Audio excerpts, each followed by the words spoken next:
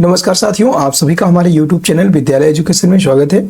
साथियों, आज हम पढ़ेंगे आरआरबी, एनटीपीसी, एएलपी और टेक्नीशियन आरपीएफएसआई के लिए रेलवे में पूछे गए सामान्य प्रश्न। और ये जितने भी सामान्य प्रश्न है ये आपके साइंस के क्वेश्चन है जो कि स्पीडी पब्लिकेशन की बुक से करवाए जा रहे हैं। और ये स्पीडी पब्लिकेशन बुक बहुत ही इंपॉर्टेंट क्वेश्चन के साथ आपको करवाया जाएगा। और आप देखेंगे कि आज के जो प्रश्न है ये प्रीवियस ईयर क्वेश्चन PYQ यानी कि प्रीवियस ईयर क्वेश्चन बेस पर है। और सभी के सभी जितने प्रश्न हैं ये वन लाइनर प्रश्न होंगे। तो चलिए शुरू करते हैं आज के इस क्लास को। और इम्पोर्टेंट क्लास है, क्लास को अंत तक देखिएगा। और क्लास अगर पसंद आए तो क्लास को लाइक कर दीजिएगा, शेयर कर दीजिएगा और सब्सक्राइब कर लीजिएगा चैनल को। पहला क्वेश्चन है, अमीनो अम्ल मिलते हैं। तो अमीनो अम्ल जो होते हैं ये प्रोटीन में मिलते हैं। अगला प्रश्न है, कौन सा एक मानव निर्मित तंतु है। मानव निर्मित तंतु की बात करेंगे तो रेयान आपका मानव निर्मित तंतु है। और यह एक प्रकार का सेलुलोज होता है। यह आपका प्राकृतिक सेलुलोज होता है। रेयान याद रखेंगे सेलुलोज है लेकिन ये प्राकृतिक रूप से है मिला, जो कि प्राकृतिक रूप से पाया जाता है। ठीक है। अगला प्रश्न है, विटामिन सहायता नहीं करता है। विटामिन जो होते हैं यह किसमें सहायता नहीं करते हैं। तो विटामिन आपके पाचन क्रिया में सहायक नहीं होते हैं। अर्थात अगर आप विटामिन खाते हो तो ये कोई सा भी विटामिन चाहे आप खा लीजिए, ये आपके पाचन क्रिया में सहायक नहीं होते हैं। अगला प्रश्न है, दूषित जल जनित रोग कौन सा नहीं है। दूषित जल जनित रोग की बात करेंगे तो ये फ्लोराइसिस, यह आपका दूषित जल से उत्पन्न होने वाला रोग नहीं है, याद रखेंगे। अगला प्रश्न है, सबसे अधिक तीव्रता की ध्वनि उत्पन्न करता है। सबसे अधिक तीव्रता की ध्वनि उत्पन्न करता है बाघ। जो आपका टाइगर होता है वो सबसे अधिक तीव्रता वाली ध्वनि उत्पन्न करता है। और सबसे अधिक तीव्रता वाली ध्वनि सुनते कौन है। तो वो है आपके चमगादड़, जो कि 20 हर्ट्ज से अधिक की ध्वनि भी सुनते हैं। अगला प्रश्न है, मोटर चालक पीछे की वस्तु को देखता है। तो मोटर चालक जो होते हैं उनके जो मिरर होते हैं उनमें उत्तल दर्पण लगा रहता है। हर उत्तल दर्पण से ही वो लोग पीछे की वस्तु को देखते हैं। ओजोन परत मनुष्य की रक्षा करता है। तो यह पराबैंगनी किरणों से इंग्लिश में बोलते हैं अल्ट्रावायलेट रेज। इंग्लिश में बोलते हैं इन्हें अल्ट्रावायलेट रेज। ठीक है। और इनसे मनुष्य की रक्षा करते हैं ओजोन परत। अगला प्रश्न है, हीमोग्लोबिन में उपस्थित होता है। तो हीमोग्लोबिन जो होता है इसमें आयरन उपस्थित होता है। आयरन का सूचक होता है Fe। नेक्स्ट है, मानव शरीर में भोजन के पाचन के संदर्भ में लाइपेज का स्राव कहाँ होता है। लाइपेज होता है इसका स्राव आमाशय में होता है, याद रखेंगे। सबसे अधिक लोहा पाया जाता है। तो सबसे अधिक लोहा पाया जाता है अगर आपसे क्वेश्चन पूछ ले जाए तो ये आपका पालक में पाया जाता है, याद रखेंगे। पालक में सबसे अधिक लोहा पाया जाता है। और साथियों ये हमारा पेज नंबर 17 है। आज हम पेज नंबर 17 और पेज नंबर 18 कवर करेंगे इस क्लास में। तो याद रखें ये आपका पेज नंबर 17 है। मिल्क ऑफ मैग्नीशिया है। तो मिल्क ऑफ मैग्नीशिया किसे कहते हैं, MgOH का टॉइज यानी कि मैग्नीशियम हाइड्रोक्साइड आपका मिल्क ऑफ मैग्नीशियम कहलाता है। अगला प्रश्न है, कौन सा विटामिन यकृत में संचित रहता है। यकृत मतलब होता है आपका लीवर, इसी को लीवर बोलते हैं, याद रखेंगे। यकृत मतलब होता है लीवर। और लीवर में आपका विटामिन A संचित रहता है, याद रखेंगे। ठीक है। अगला प्रश्न है, हाइड्रोफाइट कहते हैं। तो हाइड्रोफाइट जो होते हैं यह बिना मिट्टी के उगने वाले पौधे को कहते हैं। हाइड्रोफाइट मतलब एक तरह से जल में उगने वाले पौधों को क्या कहते हैं, हाइड्रोफाइट कह लेते हैं। ठीक है। हाइड्रोफाइट जल में उगने वाले पौधे कहलाते हैं। अगला प्रश्न, आरआरबी मुंबई 5/6/2005 को पूछे गए प्रश्न, कैल्शियम कार्बाइड पर पानी गिरने से कौन सी गैस उत्पन्न होती है। कैल्शियम कार्बाइड, तो ये आपका एसिटिलीन गैस उत्पन्न होती है, याद रखेंगे। अगला प्रश्न है, सेल्सियस वस्तुओं के एल्टीट्यूड मापने वाला यंत्र कहलाता है। इसे बोलते हैं अल्टीमीटर। जो सेल्सियस वस्तुएं होती है इनको मापने के लिए अल्टीमीटर का प्रयोग करते हैं। अगला प्रश्न, इलेक्ट्रिक आयरन में प्रयुक्त हीटर तत्व बना होता है। जो इलेक्ट्रिक आयरन होता है इसमें प्रयुक्त हीटर तत्व बना होता है नाइक्रोम का, याद रखेंगे। जिससे आप प्रेस करते हैं ना, यह आपका नाइक्रोम का बना होता है। अगला प्रश्न, जूल इंटू सेकेंड इकाई होती है। तो जूल इंटू सेकेंड इकाई होती है कोणीय संवेग की। कोणीय संवेग की इकाई होती है जूल इंटू सेकेंड। अगला प्रश्न है, ध्वनि का अध्ययन कहलाता है। तो ध्वनि का अध्ययन कहलाता है एकॉस्टिक्स। बहुत इंपॉर्टेंट है, हो सकता है आपने अभी इसके पहले में नहीं पढ़ा हो, लेकिन याद रखेंगे एकॉस्टिक्स को ध्वनि का अध्ययन कहते हैं। अगला प्रश्न है, कोई किरण वायु से जल में प्रवेश करती है तो तरंग दैर्ध्य घट जाता है। तरंग दैर्ध्य जो होता है वह उसका तरंग दैर्ध्य घट जाता है, याद रखेंगे। आरआरबी कोलकाता 29/5/2005 को पूछे गए प्रश्न। ट्रांसफार्मर का प्रयोग होता है, तो ट्रांसफार्मर जो होते हैं उसका प्रयोग होता है वोल्टेज को चेंज करने में, याद रखेंगे। वो कम ज़्यादा वोल्टेज हो जाता है, जैसे ज़्यादा वोल्टेज को कम करने और कम वोल्टेज को ज़्यादा करने के लिए इसका प्रयोग किया जाता है ट्रांसफार्मर का। नेक्स्ट है गो दूध में पीलापन का कारण होता है। जो गो मतलब गाय का जो दूध होता है इसमें पीलेपन का क्या कारण होता है, तो इसका पीलापन जो होता है यह कैरोटीन नामक प्रोटीन के कारण होता है, याद रखेंगे। अगला प्रश्न है, क्वेश्चन बैंक है ये पूरा आपका, जो कि स्पीडी के द्वारा करवाया जा रहा है।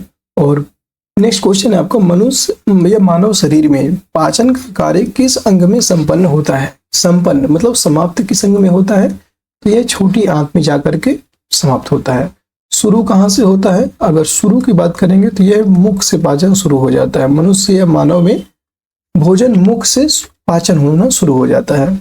अगला प्रश्न है, हीरा का रासायनिक गुण होता है, तो हीरा का रासायनिक गुण होता है बहुरंगी। अगर हीरे पर प्रकाश डाला जाए या हीरे को अंधेरे में रखा जाए तो बहुत सारे रंगों में चमकता है, ये बहुरंगी इसका रासायनिक गुण होता है। अगला प्रश्न है, जल की अस्थायी कठोरता होने का कारण है, इसमें कैल्शियम बाइकार्बोनेट का उपस्थित होना इसकी अस्थायी कठोरता का कारण है। अगला प्रश्न है, न्यूक्लियस के अलावा कोशिका के किस अंग में डीएनए रहता है, तो न्यूक्लियस के अलावा कोशिका के माइटोकॉन्ड्रिया, जिसे पावर हाउस आप जिसे बोलते हैं कोशिका का पावर हाउस माइटोकॉन्ड्रिया, और यहाँ पर डीएनए उपस्थित रहता है, याद रखेंगे। अगला प्रश्न है, बादलों की दिशा एवं गति मापने वाला यंत्र कहलाता है। जो बादल होते हैं बादलों की दिशा और गति मापने वाला यंत्र कहलाता है नेफोस्कोप। अगला प्रश्न है, शरीर का सबसे बड़ा ग्रंथि कौन है, तो शरीर का जो सबसे बड़ा ग्रंथि होता है यह होता है यकृत, लीवर। अगला प्रश्न है, बेसेमर प्रक्रिया का उपयोग या उपयोग किस में होता है। जो बेसेमर प्रक्रिया होती है इसका उपयोग किस में होता है, इस्पात, जो लोहा होता है लोहे में इसका प्रयोग किया जाता है। अगला प्रश्न है, स्टोरेज बैटरी में किस तत्व का उपयोग होता है, यह जस्ते में इसका प्रयोग होता है। और साथियों, अगर आपको थोड़ा सा वॉइस में सुनने में थोड़ा सा प्रॉब्लम हो रही है तो उसके लिए बहुत बहुत सॉरी, क्योंकि 2 से 3 दिन हो गया लगातार हमें जुकाम हो रखा है और बहुत ज़्यादा मतलब जुकाम है। लेकिन आप लोगों के लिए फिर भी मैं वीडियो डेली बना रहा हूँ, डेली आपको वीडियो प्रोवाइड करता हूँ, और थोड़ा सा गला बैठा हुआ है तो हो सकता है कि आप लोगों को थोड़ा सा प्रॉब्लम हो, तो उसके लिए सॉरी। लेकिन आप लोगों को कंटेंट कोशिश करते हैं कि पूरा कंटेंट आपको प्रोवाइड करें। आपका टाइम बहुत जल्दी, आपका नेक्स्ट 1 से 2 मंथ में आपका एग्जाम होने वाला है, तो हमारे द्वारा ऐसा नहीं है। आपके एग्जाम को देखते हुए कोशिश यही है कि अगर पूरा नहीं हो पाया अगर आपके एएलपी एग्जाम तक, तो कोशिश ये है कि आपका 70% आपका यहाँ से कवर हो जाए, ताकि अब जब क्वेश्चन आपके रिपीट होने लगेंगे तो आपको बहुत ज़्यादा यहाँ पे बेनिफिट हो जाएगा। नेक्स्ट प्रश्न है आपका, मिठाइयों में जिलेटिन मिलाने का कारण होता है, तो मिठाइयों में जिलेटिन मिलाने का कारण है सुगंध हुआ स्वाद को बढ़ाना। जो भी आप मिठाई खाते हो तो जो उसमें स्मेल आती है, अच्छी अच्छी सुगंध आती है, वो जिलेटिन मिलाने के कारण आती है। अगला प्रश्न है, गन पाउडर मिश्रण होता है, तो गन पाउडर जो है यह मिश्रण होता है सल्फर, चारकोल और सोरे का। सोरा, चारकोल और सल्फर, इन तीनों का मिक्सअप होता है गन पाउडर। अगला प्रश्न है, वायुयानों के टायरों को भरने में किस गैस का प्रयोग किया जाता है, तो यहाँ हीलियम गैस का प्रयोग किया जाता है। हीलियम को He से डिनोट करते हैं। अगला प्रश्न है, मानव शरीर के भीतर खून किसकी अनुपस्थिति के कारण नहीं जमता है, मतलब किसकी अनुपस्थिति होती है, तो यहाँ पे खून नहीं जमता है, वो है आपका फाइब्रिनोजन। फाइब्रिनोजन की अनुपस्थिति के कारण, अगर ये फाइब्रिनोजन जो होगा ये अगर उपस्थित होगा तो खून आपका जम जाएगा। अगला प्रश्न है, दर्पण बनाने में किसे उपयोग में लाया जाता है, तो दर्पण को बनाने के लिए सिल्वर नाइट्रेट, इसी को फॉर्मूला होता है AgNO3। AgNO3 इसी को बोलते हैं सिल्वर नाइट्रेट, और सिल्वर नाइट्रेट के द्वारा दर्पण बनाया जाता है। अगला प्रश्न, कौन सी गैस सिगरेट लाइटर से निकलती है, तो सिगरेट जो लाइटर होता है इससे ब्यूटेन गैस निकलती है। RRB अजमेर 12/6/2005 को पूछे गए प्रश्न। अभी तक हम लोगों ने 1992 में, आपको एक बार रिकॉल करा दूं, 1992 से लगभग स्टार्ट किए थे। 1992 से लेकर 2005 तक के जितने भी साइंस के क्वेश्चन अभी तक पूछे गए हैं, सीरियल वाइज मैं आपको करवा चुका हूँ। कम से कम 6 से 7 क्लास हम लोग कंप्लीट कर चुके हैं और ये लगातार आपका पेज बाय पेज हम लोग कंप्लीट करेंगे। जब सारे क्वेश्चन कंप्लीट हो जाएंगे इसके बाद इसका प्रैक्टिस सेट स्टार्ट करेंगे और प्रैक्टिस सेट और जितने भी इंपॉर्टेंट टॉपिक होंगे तो वो टॉपिक भी आपको क्लियर करवाएंगे और उसके प्रैक्टिस सेट भी साथ में करवाएंगे। तो इस तरह से आपका पूरा जो है एक तरफ से कंप्लीट हो जाएगा। निर्जलीकरण निम्न में से किस चीज की कमी उत्पन्न करता है? निर्जलीकरण तो यह आपका सोडियम क्लोराइड की कमी को उत्पन्न करता है। सोडियम क्लोराइड NaCl को कहते हैं। अगला प्रश्न है CNG से अभिप्राय है। CNG मतलब होता है कंप्रेस्ड नेचुरल गैस। अगला प्रश्न है वायुयान की गति मापन उपकरण का नाम है। तो वायुयान की जो गति है इसके मापने वाले उपकरण का नाम है टेकोमीटर। इससे इसको गति को मापा जाता है। और आप जो जैसे बस हो गई, ट्रेन हो गया और आपकी बाइक हो गई, इनकी जो गति को मापते हैं उसे स्पीडोमीटर के द्वारा मापा जाता है और जो वायुयान होते हैं इनको टेकोमीटर के द्वारा मापा जाता है। अगला प्रश्न उच्च रक्तचाप का प्रमुख कारण है। उच्च रक्तचाप high blood pressure. High blood pressure का मुख्य कारण होता है मानसिक तनाव। अगला प्रश्न अनाच्छादन की प्रक्रिया उन क्षेत्रों में अधिक होता है जहां रात में निम्न तापमान होता है, वहां पर आच्छादन की प्रक्रिया अधिक होती है। साथियों आप देख सकते हैं आपका पेज नंबर 17 है। क्वेश्चन है आपका बालू टिब्बा बनने का कारण होता है। बालू टिब्बा बनने का क्या कारण होता है? पवन का कार्य। पवन का कार्य बालू टिब्बा बनने का कार्य होता है। अगला प्रश्न है RRB अजमेर। RRB अजमेर 5/6/2005 को पूछे गए प्रश्न। कौन सा रक्त समूह सार्वत्रिक रक्तदाता है? देखिए कितना क्वेश्चन आपका रिपीट हो रहा है बार बार। ये क्वेश्चन आपका 6 बार रिपीट हो चुका अभी तक, 6 बार। ऐसे ही क्वेश्चन रिपीट होते हैं और जो रिपीटेड क्वेश्चन होते हैं उनके पूछने की प्रबल संभावना होती है, आपको याद रखना है। तो रक्त समूह सार्वत्रिक रक्तदाता, यहाँ पे क्वेश्चन पूछ लेता है अलग अलग तरीके से। कहीं पे सार्वत्रिक रक्तदाता लिखा जाएगा, कहीं पे सर्वदाता लिखा जाएगा। याद रखना है आपको, आपका वो समूह जो होता है यह आपका सार्वत्रिक रक्तदाता माना जाता है। अगला प्रश्न है आपका आर्द्रता संबंधित है। आर्द्रता संबंधित है वायु में उपस्थित तापमान एवं नमी से संबंधित होती है। अगला प्रश्न है पेट्रोल का मुख्य संगठक क्या है? पेट्रोल का मुख्य संगठक होता है ऑक्टेन। ऑक्टेन नंबर के द्वारा ही हम पेट्रोल में शुद्धता की जांच करते हैं। अगला प्रश्न है RRB कोलकाता 27/7/2005 में पूछे गए प्रश्न। मोबाइल फोन का आविष्कार किसने किया था? मोबाइल फोन तो इसके आविष्कारक थे doctor Martin Kapoor. Doctor Martin Kapoor के द्वारा मोबाइल फोन का आविष्कार किया गया था। अगर आपसे पूछ लेता है टेलीफोन का आविष्कार किसने किया था? टेलीफोन का आविष्कार करने वाले थे ग्राहम बेल। याद रखेंगे टेलीफोन के आविष्कारक थे ग्राहम बेल। मोबाइल फोन के आविष्कारक हैं आपके डॉक्टर मार्टिन कूपर। अगला प्रश्न है कंप्यूटर में डिस्क ऑपरेटिंग सिस्टम DOS है यह एक प्रोग्राम है जो कंप्यूटर के सभी बुनियादी प्रचालनों को नियंत्रित करता है। DOS disk operating system. अगला प्रश्न है मृग तृष्णा बनने का कारण है। इसी को बोलते हैं मृग मरीचिका। कहीं कहीं पे लिखा मिलेगा आपको मृग मरीचिका लिखा मिलेगा, याद रखना है, कंफ्यूज नहीं होना। मृग मरीचिका या मृग तृष्णा बनने का कारण होता है पूर्ण आंतरिक परिवर्तन, टोटल इंटरनल रिफ्लेक्शन, TIR भी बोल सकते हैं। अगला प्रश्न है किसमें भरपूर लौह तत्व पाया जाता है?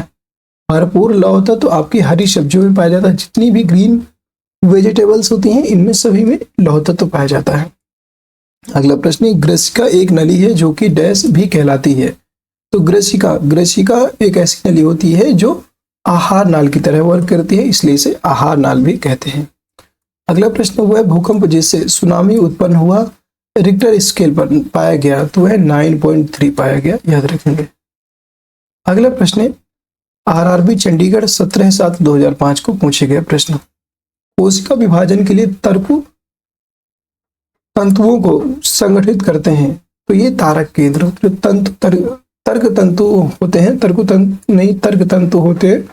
तर्क तंतुओं को संगठित करते हैं तारक केंद्र।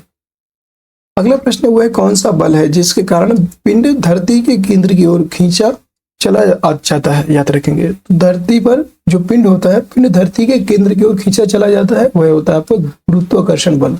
इसी को बोलते हैं ग्रेविटेशनल फोर्स। और इसके द्वारा जो पिंड होता है वो पृथ्वी के केंद्र की ओर खींचा चला जाता है। अगला प्रश्न है, किसी कंपनी के पिंड के अपनी माध्य स्थिति से अधिकतम विस्थापन को क्या कहा जाता है? तो यह आयाम कहलाता है। अगला प्रश्न, अरंडी के बीज का कौन सा भाग तेल देता है? तो यह है एंडोस्पर्म। जो एंडोस्पर्म होते हैं, अरंडी का बीज आपने सभी ने देखा ही होगा, और अरंडी के बीज से तेल निकाला जाता है जो कि एंडोस्पर्म से प्राप्त होता है।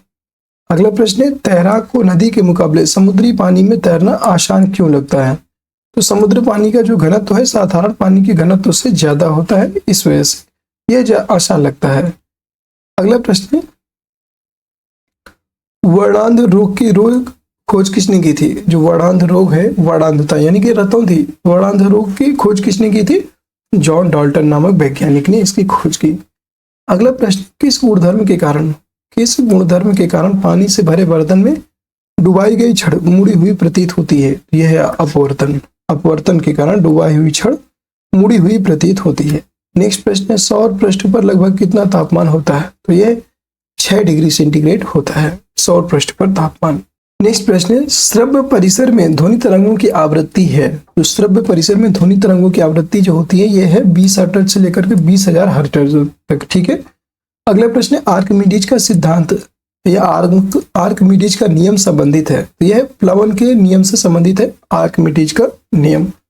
अगला प्रश्न है, साधारणतः प्रयोग में आने वाला वस्त्र धोने वाला सोडा है, तो इसे बोलते हैं सोडियम कार्बोनेट, NaCO3, इसी को बोला जाता है NaCO3। अगला प्रश्न है, गैल्वेनाइजेशन एक प्रक्रम होता है, तो गैल्वेनाइजेशन में लोहे पर जिंक का लेप चढ़ाया जाता है, इसी को बोलते हैं गैल्वेनाइजेशन। अगला प्रश्न है, RRB सिकंदराबाद 3/7/2005 से पूछे गए प्रश्न, कौन सी मिट्टी ज्यादा जल नहीं सोखती है? तो यह है क्ले मिट्टी, जो आपकी क्ले वाली मिट्टी होती है यह ज्यादा जल नहीं सोखते। अगला प्रश्न है, बीज रहित फल को किस तकनीकी रूप से विकसित किया जाता है? तो बीज रहित जो फल है इसको तकनीकी रूप से विकसित किया जाता है संकरण से, याद रखिएगा। अगला प्रश्न है, हाइड्रोजन का आणविक द्रव्यमान कितना है? तो हाइड्रोजन का आणविक द्रव्यमान ये होता है 1.008 AMU। अगला प्रश्न है, इलेक्ट्रॉनिक ओरिएंटेशन द्वारा सूचना जोड़कर प्रयोग कहाँ से आसान होता है? तो इलेक्ट्रॉनिक ओरिएंटेशन के द्वारा सूचना जोड़ करके इसका प्रयोग करना HTML से आसान होता है, याद रखेंगे। और HTML का फुल फॉर्म होता है हाइपर टेक्स्ट मार्कअप लैंग्वेज, इसका फुल फॉर्म होता है हाइपर टेक्स्ट मार्कअप लैंग्वेज। अगला प्रश्न, पॉलिस्टर तंतु निर्मित होता है, तो पॉलिस्टर की बात करेंगे तो ये आपका पेट्रोलियम से निर्मित होता है, याद रखेंगे। अगला प्रश्न है, कौन सा एसिड का प्रयोग सामान्य रूप से बैटरियों में किया जाता है? जो कि बैटरियां होती हैं, बैटरियों में sulphuric acid H2SO4 sulphuric acid का उपयोग किया जाता है। अगला प्रश्न है, 2000 dB यानी कि 2000 डेसिबल ध्वनि से अधिक ध्वनि तरंग कहलाती है, इन्हीं को कहते हैं अल्ट्रासोनिक या पराश्रव्य। कहीं कहीं पे पराश्रव्य लिखा मिलेगा, कहीं कहीं पर अल्ट्रासोनिक, याद रखेंगे ये पराश्रव्य तरंगे होती हैं, याद रखिएगा। अगला प्रश्न है, कैलोरी माप है। कैलोरी माप होती है आपकी ऊष्मा की मात्रा का मात्रक होता है कैलोरी। पानी का विशिष्ट गुरुत्व होता है, पानी का विशिष्ट गुरुत्व होता है 1 ग्राम प्रति मोल, 1 ग्राम प्रति मोल पानी का विशिष्ट गुरुत्व होता है। RRB भुवनेश्वर 7/8/2005 में पूछे गए प्रश्न, प्रकाश विद्युतीय प्रभाव को किसने खोजा था? यह अल्बर्ट आइंस्टीन के द्वारा खोजा गया था, याद रखेंगे। अगला प्रश्न, वातानुकूलित प्लांट की क्षमता दी जाती है, यह दी जाती है टन में। अगला प्रश्न, ट्रांसफार्मर की क्षमता व्यक्त की जाती है, तो यह आपकी किलोवाट में व्यक्त की जाती है, याद रखेंगे kW किलोवाट। अगला प्रश्न है, ध्वनि की तीक्ष्णता, जो ध्वनि की तीक्ष्णता है यह निर्भर करता है, तो यह आवृत्ति पर, ये जो फ्रीक्वेंसी होते हैं इस पर निर्भर करता है ध्वनि की तीक्ष्णता। तीक्ष्णता से तात्पर्य है यहाँ पे तेजी या तीव्रता, ठीक है। ध्वनि की तीक्ष्णता या तेज जो होते हैं ना, तेज वॉल्यूम हो जाता है, यह आवृत्ति पर डिनोट करता है, यह आवृत्ति पर निर्भर करता है। अगला प्रश्न है, ध्वनि तीव्रता की डेसिबल में वह अधिकतम सीमा जिससे ऊपर व्यक्ति सुन नहीं सकता वह है आपके 85 डेसिबल, 85 डेसिबल।